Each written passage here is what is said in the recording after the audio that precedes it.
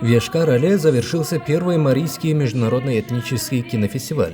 Главную награду в престижной номинации «Лучшая мужская роль» завоевал туркменский актер Чары Бердыев. Высшие оценки жюри он удостоен за глубокое и драматичное воплощение образа великого поэта и мыслителя Востока в исторической картине «Махтумкули Фраги». Всего в фестивале представили 6 полнометражных, среди которых картина «Махтумкули Фраги» и 14 короткометражных фильмов. Стоит отметить, что все картины полнометражного конкурса одновременно являются участниками первой открытой евразийской кинопремии «Бриллиантовая бабочка», созданной под эгидой Министерства культуры Российской Федерации.